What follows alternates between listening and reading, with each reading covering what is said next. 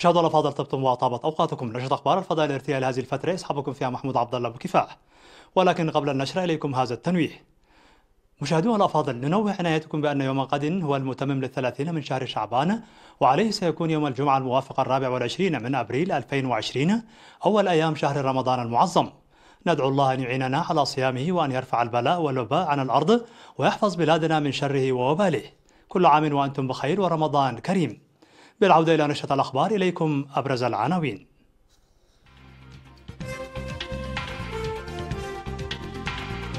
الهيئة العليا لمكافحة كورونا تمدد الحظر.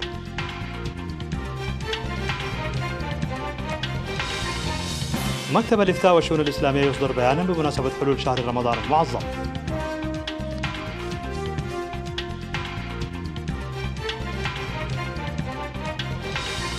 سكان الإقليم الأوسط يقدمون المساعدات للمحتاجين.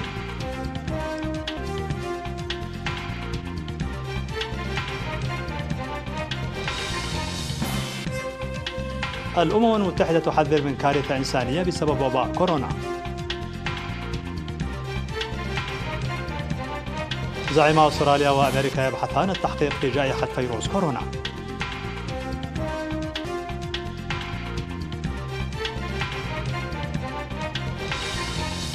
وإيران تطلق أول قمر اصطناعي عسكري.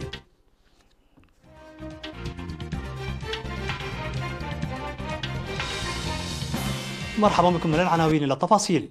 مددت الحكومة الإريترية حظر التنقل المفروض من الأول من أبريل للتصدي لوباء فيروس كورونا المستجد. للمزيد من التفاصيل حول هذا الخبر إليكم التقرير التالي بصوت الزميل نصر الدين عبد الرحمن. توجيهات قوة المهام العليا لمكافحة وباء فيروس كورونا. معلوم أن الحكومة الإريترية وإلى جانب التوجيهات التي ظلت تصدرها، أصدرت في الأول من إبريل إعلانا دخل حيز التنفيذ في الثاني من إبريل بملازمة الجميع لمنازلهم لمدة 3 أسابيع، وقامت بمتابعة جادة لتنفيذه. هذه التعليمات جميعها هدفت لتدعيم استراتيجية المكافحة والتنفيذ الكامل للاستراتيجية التي اتبعتها الحكومة الإريترية منذ البداية لكسر أنشوطة وباء فيروس كورونا. وتعمل كافة الجهات المعنية بتنسيق وتفان عال واهتمام كبير للسيطرة على هذا الوباء، كما تجري جهود مكثفة للسيطرة على واستئصال الوباء أيضا من خلال الحجر الصحي لأكثر من 1660 شخصا دخلوا البلاد جوا وبحرا وبرا وأسرهم المرتبطين بهم مباشرة حتى الآن في كافة أقاليم البلاد لمدة 21 يوما، وإجراء التحاليل الطبية للمشتبه فيهم وتقديم الرعاية الطبية للمصابين. ورغم ذلك بلغ عدد المصابين بفيروس كورونا 39 شخصا. إن الاهتمام والجدية التي أظهرها الشعب في تنفيذ التعليمات الصادرة واتباع إرشادات خبراء الصحة رغم وجود خروقات بسيطة أمر يشاد به. ورغم ذلك ووضعا في الاعتبار لطبيعة وخطورة الوباء، فإنه لا يمكن القول في الفترة الزمنية القصيرة نسبيا بأنه تم السيطرة على وباء فيروس كورونا، ذلك إن الوباء الذي دخل في كثير من الدول ببطء وينتشر سريعا يعكس خطورة طبيعة الفيروس ويؤكد متطلبات مزيد من الجهد الإضافي الجاد. ولهذا السبب فإن الحكومة الإريترية ولضمان سلامة الشعب والوطن تعلن مواصلة تطبيق الإعلان الصادر في الأول من إبريل، وبتقييم دقيق لأوضاع الوباء ستقدم المعلومات الصحيحة في أوانه. هذه التعليمات المطبقة والمستمرة تضمن استمرار الأنشطة التنموية والخدمية الهامة كثيرا، ومن المعلوم التأثير الكبير الذي يحدثه هذا الأمر على الحياة المعيشية للشعب، خاصة المواطنين أصحاب الدخل اليومي المحدود، وكذلك الضغط الذي يشكله على المرافق الخدمية التي أغلقت أعمالها وأجبرت على دفع مرتبات عمالها. وعلى الرغم من ذلك نستطيع محاربة واستئصال هذا الخطر بأضرار قليلة بالنظر لقدراتنا وأوضاعنا، وعدم وجود خيار آخر، فقط باستراتيجية المكافحة المشددة. ومن المهم الآن أيضا المساهمة بدورنا بمزيد من الوعي والتفاني والمثابرة لتطبيق التعليمات هذه. ويتوجب التقدير والشكر للانضباط والتعاون والتعاضد ومساعدة المحتاج والدعم والتبرع الذي يظهره الشعب في الداخل والمهجر لتنمية قدرات مكافحة وباء فيروس كورونا وتعزيز الصندوق الوطني لدعم السيطرة على الوباء باعتباره من قيمنا التي نفتخر ونعتز بها. في الختام، الإشادة بكافة الجهات الناشطة باهتمام وتفان كبيرين لتطبيق التعليمات الحكومية، والدعوة لتقوية متابعتهم في الفترة اللاحقة. النصر للجماهير، قوة المهام العليا لمكافحة مرض فيروس كورونا، 22 من إبريل 2020. أصدر دار الإفتاء والشؤون الإسلامية اليوم 22 من أبريل تصريحا بمناسبة حلول شهر رمضان المعظم. وقال القائم بأعمال مفتي إريتريا والأمين العام للهيئة العليا للإفتاء والشؤون الإسلامية الإريترية فضيلة الشيخ سالم إبراهيم المختار: نستقبل هذا الشهر المعظم في ظروف استثنائية تفرض علينا أحوالا غير معتادة، ولذا فإلحاقا ببيان دار الإفتاء بخصوص غلق الجوامع والمساجد وتعليق صلاة الجماعة والجمعة بصفة مؤقتة حماية للأرواح من جائحة كورونا، فسوف يستمر إغلاق الجوامع والمساجد إلى أن تصدر الجهات المختصة بزوال الخطر. وعليه لن تقام صلاة التراويح في الجوامع والمساجد على أن تصلي الأسرة في جماعة بإمامة أحد أفرادها في منزلها. وشرح الشيخ سالم صيام المريض وصيام كبار السن وزكاة المال وزكاة الفطر، موصيا الجميع بالتقيد بإرشادات الجهات المختصة بالدولة ومد يد العون والمساعدة لكل فرد تضرر من هذه الأحوال، ودعم جهود الدولة والشعب في مواجهة هذه الجائحة، داعين الله تعالى أن يعين ويحفظ العاملين في المجال الصحي الذين يتفانون في رعاية المرضى معرضين أنفسهم لخطر الإصابة، وأن يشفي المرضى أنه سميع مجيب. هذا وسنقدم لكم كلمة دار الإفتاء عقب نشرة الأخبار مباشرة. يقوم سكان الإقليم الأوسط في مديرياتهم بمساعدة المحتاجين ماليا وعينيا، حيث تم توزيع 139 ألف نقفة ومواد عينية ل 323 أسرة محتاجة في مديرية 4 إسمرة. كما ألقى أصحاب المنازل تكاليف الإيجار من شهر إلى 3 أشهر ل 151 مستأجرا. وألقى 2 من أصحاب المنازل في مديرية أسرات إيجار 7 من المستأجرين لمدة شهرين. كما ألقت مواطنة مقيمة في سويسرا إيجار شهرين للأسر المستأجرة لمنزلها في ماي تمناي.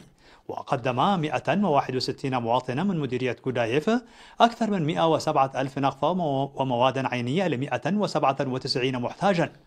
وقدمت مواطنة مقيمة في مديرية جرجرت لم ترغب بذكر اسمها 50 ألف نقفة لتنمية صندوق مكافحة كورونا.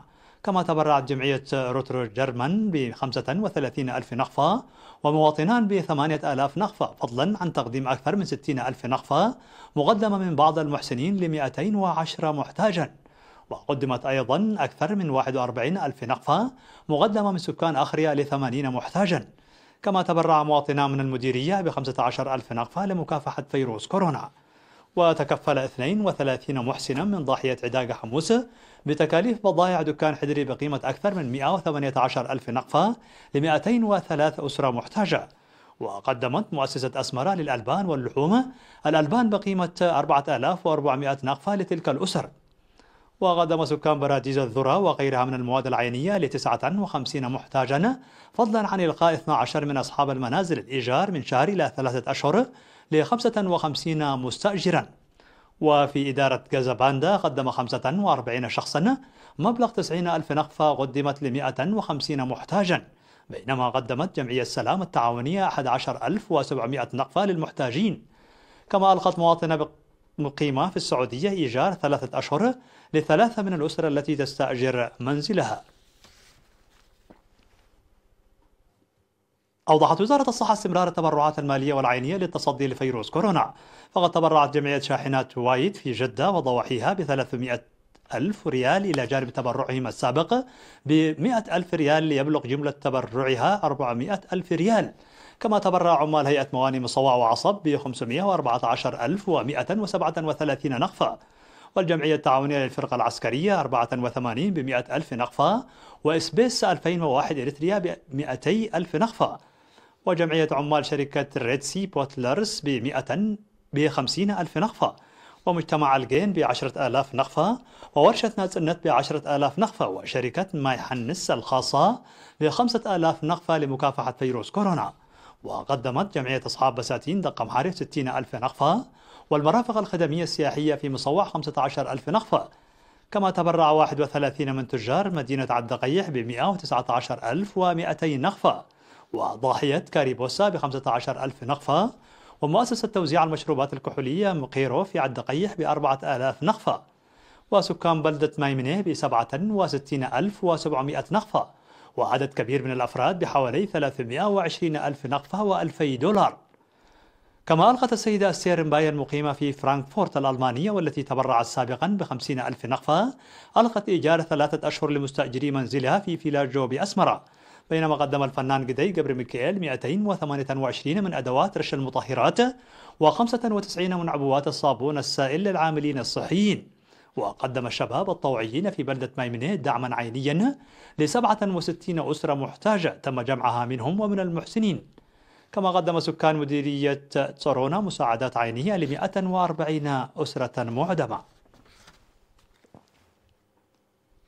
يقوم شباب إقليم القشبركة بمهام فاعلة لتنفيذ تعليمات مكافحة كورونا، وأفاد مراسلو وكالة إيرينا بأن الشباب في مديريات الإقليم يقومون بالتعاون مع الجهات المختصة بتنظيم أنشطة التوعية بمكبرات الصوت لتنفيذ التعليمات الصادرة. من جهة أخرى يعمل الشباب العامل والطلاب في جميع المديريات بالتنسيق مع الجهات الأخرى في إنجاح الأنشطة المجتمعية لمكافحة وباء فيروس كورونا.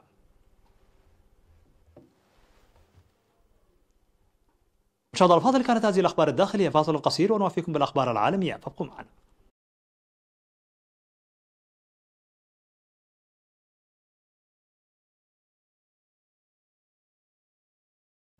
مرحبا بكم. على الصعيد العالمي، حذر برنامج الغذاء العالمي الوكالة التابعة للأمم المتحدة من أن وباء كوفيد-19 يمكن أن يؤدي بسبب انعكاساته الاقتصادية المدمرة إلى تضاعف عدد المهددين بالمجاعة وإلى كارثة إنسانية على مستوى العالم.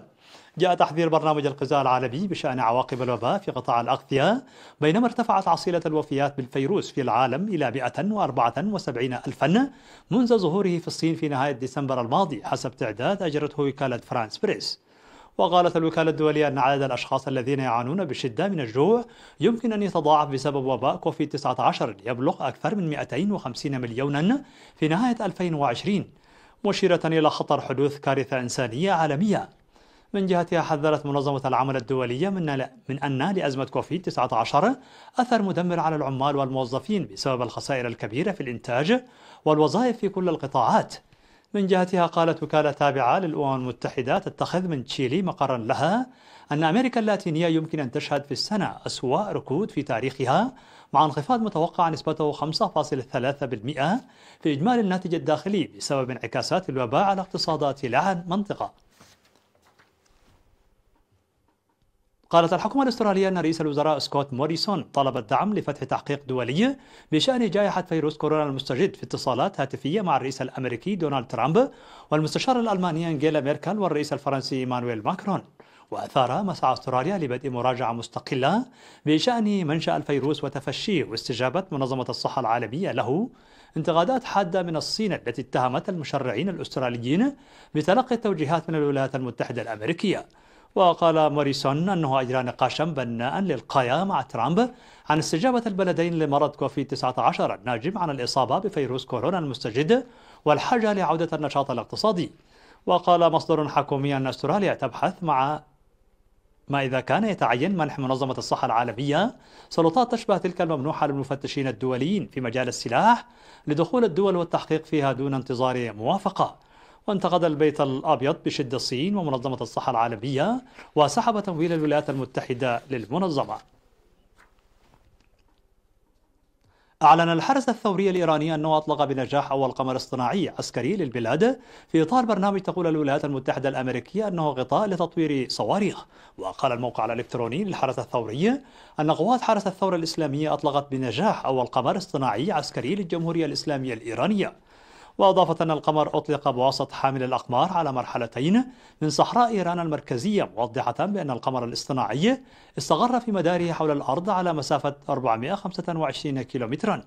ويأتي ذلك بعد أكثر من شهرين على إطلاق إيران قمرا اصطناعيا أخفقت في وضعه في المدار. وتصاعد التوتر بين البلدين منذ أن انسحبت واشنطن من الاتفاق النووي المبرم مع إيران، وعادت فرض عقوبات على الجمهورية الإسلامية في العام 2018. الخبر الأخير: استمر حريق غابات في منتزه بيرزا الوطني في بولندا في الانتشار في عدة اتجاهات داخل المنطقة، حسب ما أعلنت عنه سلطات المنتزهات يوم الأربعاء الذي وافق الاحتفال العالمي بيوم الأرض.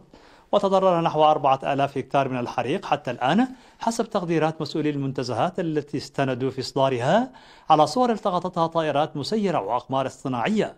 جدير بالذكر أن هذا المنتزه هو الأكبر في بولندا، ووفقا للمعهد الوطني للإرصاد الجوي فإنه ليس من المتوقع هطول أمطار في الأيام المقبلة في بولندا، نظرا لما تشهده الدولة من شتاء جاف بشكل استثنائي مع عدم وجود غطاء ثلجي على الغالبية العظمى من أراضيها.